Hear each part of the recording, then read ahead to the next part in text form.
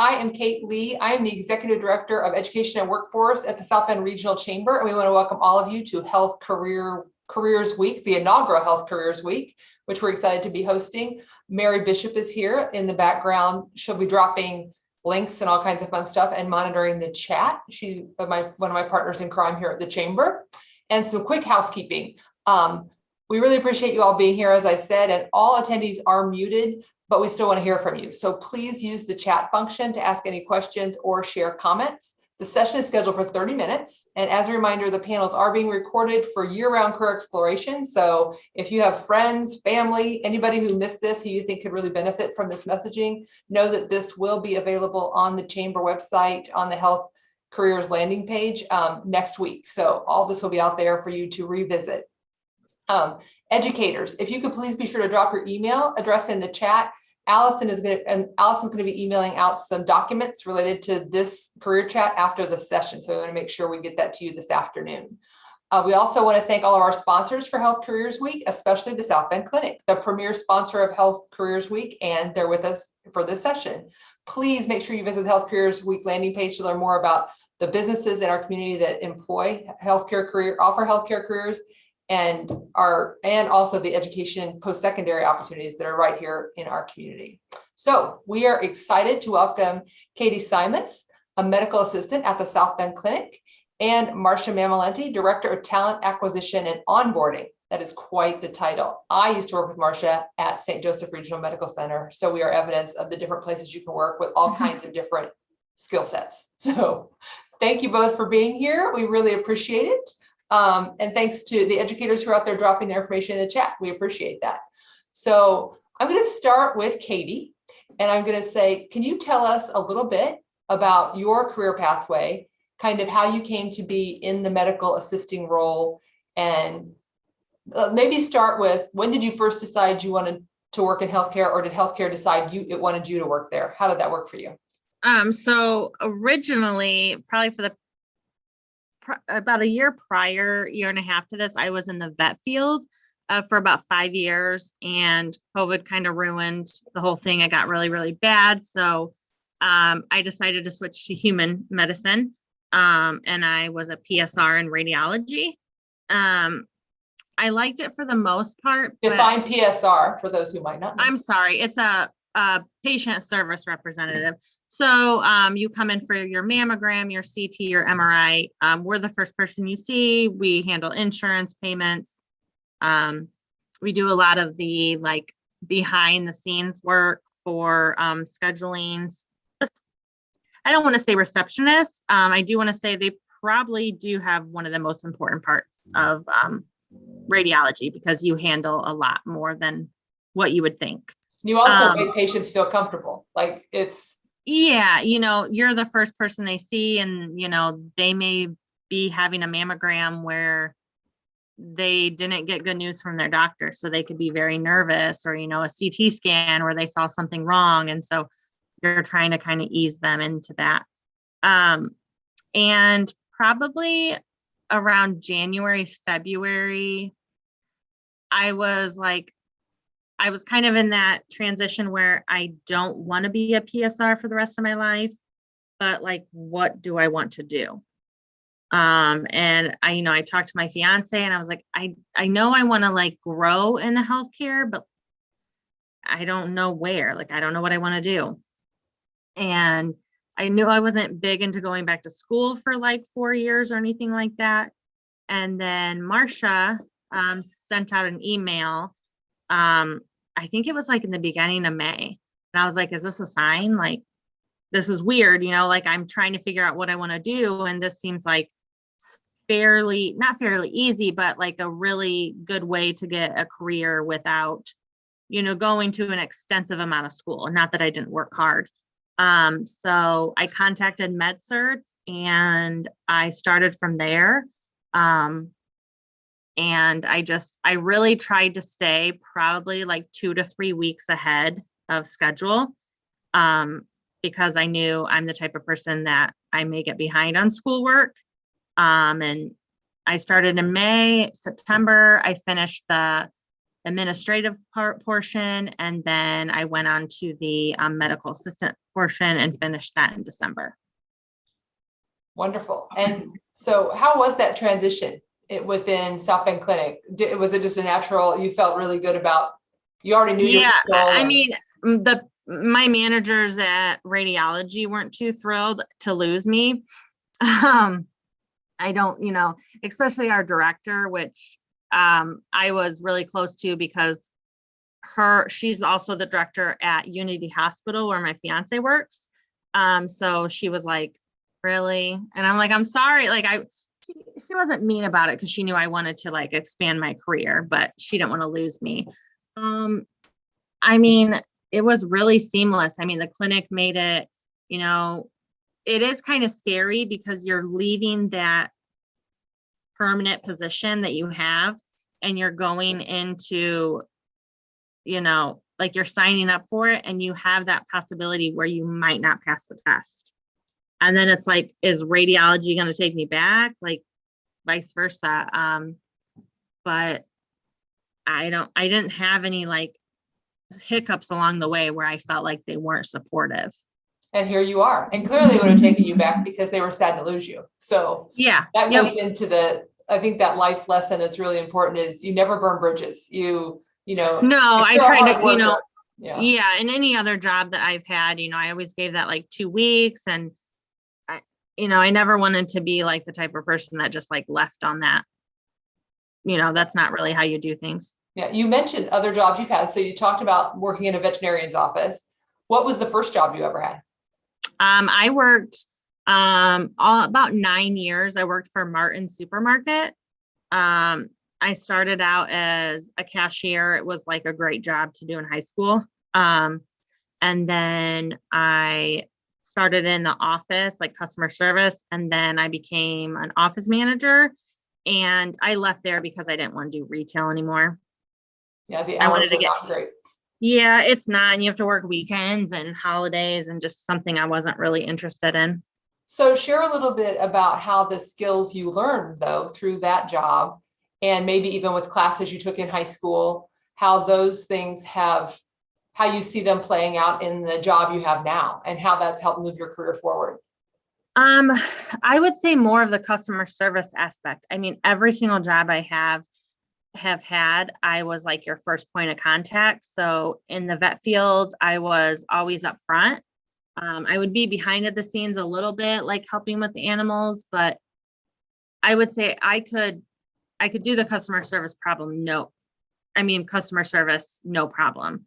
But I always said that like, if we were interviewing people or doing something like that, I always said, customer service is kind of a thing that you can't train.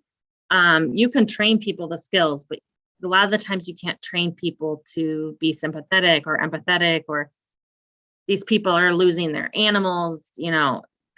I just think that just an extensive background of that has really helped me into this role. Yeah, that's the thing I like to remind when young people are searching for a work-based learning opportunity, or that you don't have to go directly into the career or even the industry, but you can learn a lot of that in other places. And retail and restaurant is a great place to learn a lot of valuable life lessons. Exactly. So what's a typical day look like for you as a medical assistant? I'm in family medicine full time. I had done, so how the program works is you do 3 weeks. I think it's 3 weeks. Maybe it might be 6. It's all a blur. In our medical assistant apprenticeship, it's 3 weeks in primary and 3 weeks in specialty. Yep. So I did 3 weeks at Portage Family Medicine, which was like, it's like 2 minutes away from my house. So I really enjoyed that. And when I got here, everyone was really, really helpful. My preceptor, Daria, I don't think I've ever met someone who is so calm to train somebody, especially just because all the stuff that I learned was through a computer. You did have 6 weeks of training with our, I don't know exactly what Jessica's title is. Marcia might have to help me with that. Clinical educator. Okay, clinical educator. So, but it's hard because I was the only person in the class. So like Jessica was my guinea pig on a lot of stuff, but when you don't have someone to practice on, I mean, that was hard. So I felt like I kind of came in a little bit less experienced. But I did 3 weeks in family medicine. I loved it right away. I interviewed before I even left the apprenticeship for this one. And then I went into allergy for 3 weeks. Not that I didn't enjoy that. I just thought family medicine, especially to start out with, will give you like a realm of everything. You see, older generation, you see children, you see a lot of different things. So I knew that was probably something that I wanted to do. Excellent. So what's the best thing about your job? I honestly think it's like educating people or helping. Both of my parents are passed from cancer. So I do have like that. I fairly do think I'm fairly empathetic. Like just being able to tell somebody over the phone that, hey, doctor just got your scan back and nothing is shown, there's nothing on there. And they're like thanking me from the bottom of their heart, even though I'm not the doctor, but I'm the one that gets to give them that good phone call. And it just is it's very rewarding, which I thought I wasn't sure if that's how it was going to be, but it makes you feel really good at the end of the day. Wonderful. So if you could rewind back to maybe your, I don't know, 8th grade, freshman year in high school, what would you tell that person? And what would you have done if you would have known where you were going to end up? Is there anything you would have done differently? Classes you would have taken, experiences you would have pursued? Yeah, I probably would have went more so towards, I was a cosmetology. I went to cosmetology school. I did hair for 4 years. I still have my cosmetology license. So this is a totally different job than what I did out of school. I think if I were to tell somebody in that grade, you just really have to have patience in yourself. There were some days I would come home and especially right away, I would be like, I couldn't do this. Something as simple as I still have problems with getting blood pressure. I can't hear that well on, that thump, thump, thump. And I get so discouraged.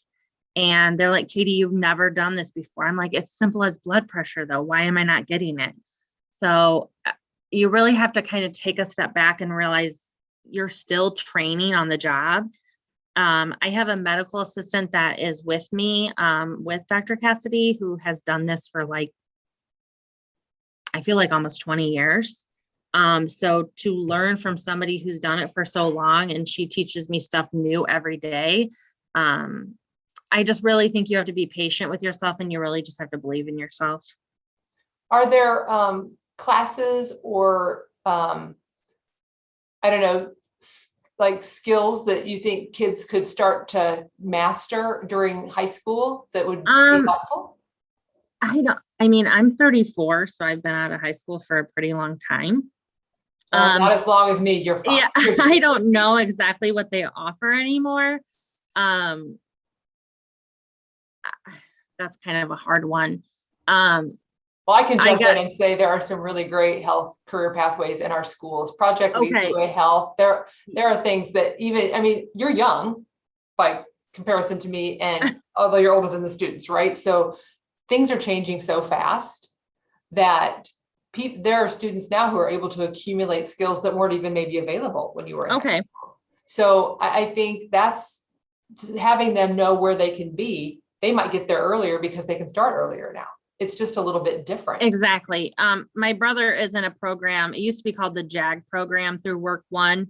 And so he basically helps students like kind of figure out what their career path is and then kind of lets them, build a resume or get into a job or go to these places. And I kind of wish maybe there was something like that when I was in school, because maybe that would have helped me realize maybe this is actually what I wanted to do. And now your brother can use this recording to share with his students. This is my sister. Yeah. So I think that if they have those resources, they should really utilize them, because I don't think we really had them when I was in school. I mean, if we did, I didn't know about them. And I do think there are some really well-kept secrets. Like you'll hear lots of times I hear adults saying, they took shop out of school. They did this, they did that. And I'm like, it's there. You just have to like look for it. And I'm not sure we make it easy to navigate all that. So we need to figure out better ways. And hopefully things like this will really help students kind of open their eyes and know that they can dig in a little bit and might be able to find the perfect spot for themselves. So Kate, can I share with them about the medical assistant apprenticeship program that we have? Yes. Perfect. So as Katie was saying, she's a medical assistant. Some people go to school to obtain a degree in medical assisting, like Ivy Tech offers an associate's degree. Another college locally is called Ross Medical. They offer like a certificate or diploma of completion for medical assisting. We went through a Department of Labor apprenticeship program, and so we have a approved apprenticeship program through the Department of Labor. And it is pretty much like a 27-week course that you go through. Katie mentioned that she did an online program called MedCerts. MedCerts is a company that we partnered with to provide the schooling or the education online. So they learn a lot about being a medical assistant, but it's online. It's a virtual class. And that's probably like an 18-week program that they go through. After they have that done, they meet with our clinical educator. So if we hire somebody from the outside, Katie was with us, but if we hire somebody from the outside, they go to the first week, they attend our new hire orientation and computer training. Then they do a week of classroom training with our clinical educator. And then week 3 through week 20, they are doing their med certs at home. And they're also working full time as a clinical assistant. So they're getting hands-on experience working in a department and seeing what it's like to work in healthcare. And then after they have that done, the program, they sit for their certified clinical medical assistant certification, their CCMA, and they have to pass that. And then they spend a week training again with the clinical educator, like on medications and injections. And then we alluded that after that, they do an externship. So they get 3 weeks of externship experience in a primary care office and 3 weeks in a specialty care office. So not only some programs you'll see online, like, oh, you get your, medical assisting degree online. Well, the disadvantage of that, and most healthcare places look at that, is they have no hands-on training. They have no clinical training. So this experience provides those students not only their CCMA and online education, but also they get that hands-on experience. Well, they do have an externship, but you're not getting paid for it. Yeah. Well, yeah. So. Yeah. Well, the like the Ross's and they have, but there's programs that are just 100% online and they don't. And as Katie mentioned, you're working full time. And so even during those 6 weeks at the end of your externship experience, you're still getting paid. Whereas if you're going to school and you have to go someplace for an externship, you're not getting paid for that. So it's a great program that we have. It's maybe for students that don't really I don't want to go to school, or I don't want to go to school. I have to work full time. This is a great program to check out. We take people in our classes January, April, July, and October. So it's also posted on our website under medical assistant apprenticeship. So if people are interested in that, they can fill out an application too. So question for you, Marcia, approximately how many people have gone through it to date? And have you seen people then take another step beyond medical assisting to continue their kind of career pathway in healthcare? Great question. We just rolled it out. So Katie is our first person that graduated from the program. Yay. And then we have another one getting ready to complete it in the next few weeks. That's an internal person. But we just rolled it out, I'm going to say last month or 2 months ago, to external people. So if we have any pending graduates on this call, this is a great opportunity for them to get in on the cutting edge of a really great program. Definitely. Yeah. Sorry, I saw somebody ask a question. I don't know when you want to answer those. Or when you want me to answer those. Go for it. It's happening. Okay. And I'm going to do it out loud because the people who are watching this video won't be able to see the chat. So how do you handle it when you know you have to make a phone call that's going to not be the news the patient wants to hear? It's a really good question. So Dr. Cassidy is a really great doctor to work for. And I'm not just going to say that because he's a newer doctor. He does treat every single patient with respect. Doesn't matter, how different they are. So I haven't really, I have run across where, I've had to call a patient that has blood work that's not the greatest, or, really, if you're be able to be an empathetic person and you have that, as long as you have the knowledge on what their next steps are, the doctors should be giving that to you. You're not really having to advise them without some knowledge. There are certain people that are going to maybe freak out a little bit, and they're, going to want to ask this, or this, but there's going to be a lot of people around you that have been doing this job for a lot longer. There's nothing wrong with placing that person on hold and getting advice from someone who's been doing this. Is there a better way to word this? It honestly just depends person to person, but I honestly think if you try to stay calm and reassure that person, that's probably the best way that I've learned from it. If there's something that's like, we don't really call people and say, hey, you have cancer or anything. There's not, I think more so if it's something like that, they're going to hear from like a specialist, because, like a oncology doctor, or they're probably going to hear from the doctor itself. They don't really make us go into depth like that. Oh, this is a follow-up question. How do you handle knowing that a patient you've gotten close to or gotten to know is going to get bad news?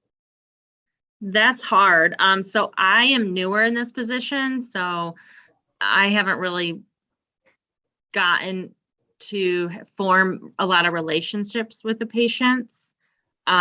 So I can answer this from the vet world. I can say, you see that dog when it's a puppy, and I know this is totally different, but you see that dog when it's a puppy and you see it grow up, and then you see it continually getting older to that point where the parents are having to, put that dog down. And you just kind of, the same thing, you have to empathize with them. Even if you've never gone through that situation, having sympathy and empathizing with somebody are totally different. You can say sorry as many times, but empathizing is really trying to put yourself in that person's shoes. I haven't really gotten to know so many patients. I've been at this spot since the end of February. I have had a couple people that have been so great, and they are a little bit older, and you kind of tug at your heart because you're knowing maybe that time is coming. But I'm sorry, I can't really totally answer that question. Well, I think you gave a really great example of how there are experiences you have in life that, like, maybe 5 years later, maybe 10 years later, you realize how that experience is shaping the response you're having now. And the skills you've accumulated may not be the exact skills, because it's animals versus humans, which is different, but so much of it is important across multiple parts of your life. Yeah. So I appreciate that perspective. And I think, not that it's like a cry for help, but I do think I'm a little bit different in most people, because I've had to see two people very close to me lose, their lives to cancer. And so I think I might have a little bit of an advantage, as bad as that sounds, but, to be able to go through that situation, because when you see somebody close to you going through that, it's a lot easier for you to know how you're supposed to handle those, Yeah. And people know you understand. People know that you have an understanding that many people do not. So yes. So Marcia, I'm going to have a bonus round with you on a career pathway question. How did you end up in the role that you are in today? How did you get there? Tell us the Marcia story. The Marcia story. Let's see here. My mom was a nurse at St. Joe, the old St. Joe, Mishawaka. And I graduated from high school. I was going to IUSB, didn't know what I wanted to do. So I to work. So I went to their HR department, and I was going to apply for a job in dietary. And they're like, the HR director happened to be there, and he's like, you don't want to work in dietary. Why don't you work with us in human resources? So I'm like, well, yeah, sure. Why not? Right. Young college person. So I started working there, and I thought I wanted to be a dental hygienist. But they convinced me that I did not want to be a dental hygienist because I would not want to be looking in people's mouths all day long. And it pretty much grossed me out about what they do. So I decided, yeah, you're right. I don't want to do that. And they're like, you need to go to human resources. So I finished my degree at IUSB, a Bachelor of Science in Business with the HR major. And I worked at St. Joe for many years. My first title was a clerk typist. I didn't even make $5 an hour back then. And I just hands-on, I mean, with my degree, and then they were so gracious of training me and exposing me to so many different things in human resources. I got to do everything from workers' comp to insurance to employee relations. And I just knew my passion was recruitment. I love recruitment. And I worked, St. Joe. I was a recruiter for dentists with Aspen Dental for the state of Illinois. I worked at a recruitment firm, and I think this is my 7th year with the clinic. That's awesome. Probably So at that some was point, my Marcia fast and I did new employee orientation at St. Joe Med Center together. We were probably part of the show together. Yep. I'm gonna guess. Yep. Yeah. Feels like 1,000 years ago, but Yeah, it was a few years ago, wasn't it? even though we're so young, that's weird. I know. So, yeah, shocking. 34, just like Katie. Just like Katie, yeah. So Katie, there is a final question here. How Yeah. many patients do you see on average in a day? So Tuesday and Thursdays, Tuesday afternoons, we have Tuesday mornings, the doctor's off, and then Thursday afternoons. We still come in because there is a lot of paperwork that is involved with being an MA. So like on those days, like today, I think we have about 12 patients. Monday, Wednesdays, and Fridays are a full day. We start seeing patients at 9. We probably see 5 to 6. It's all probably blur, see, isn't it? yeah, I mean, I would say no more than 20 patients a day. I mean, some of the more tenured doctors, their schedules are a little bit intense. They're seeing patients every 5 minutes, which is very stressful because I'm like, I don't want to do that. Yeah, our time, I think that no one's rushed, they're not feeling like the doctor's rushing out of there. So it just depends. I would say probably 10 to 12 on the half days and probably no more than 20 on the full days. Wonderful. That's a lot to juggle, but it's good Yeah, to hear that there's... It is easier because this doctor has 2 MAs, but she is like my, I would say, teacher a lot of the times. She does help me out daily, and she's really great. Awesome. Well, our time has come to an end. It all goes so fast that 30 minutes swings by. So I am just going to say thanks again to Katie and Marcia for joining us today, for sharing your stories and insights on opportunities with the South Bend Clinic, and how, there's so many roads to take, so many different pathways to get to a different place. So I think it's really important to share these stories. So thanks to the educators and students for taking the time to tune in. As a reminder, these sessions are being recorded and will be available on the Health Careers Week landing page next week. While you're out there, also make sure to check out the business directory to learn more about the South Bend Clinic and the jobs they're hiring for. Explore the pathway pages for detailed information about careers, which includes salary, job growth, responsibilities, and education requirements. And we appreciate you being here and hope that you'll tune in for our sessions tomorrow and Thursday as well. So thanks very much. Thanks, Katie and Marcia. You're welcome. We appreciate you. You're welcome. Thank you for having us. Thanks.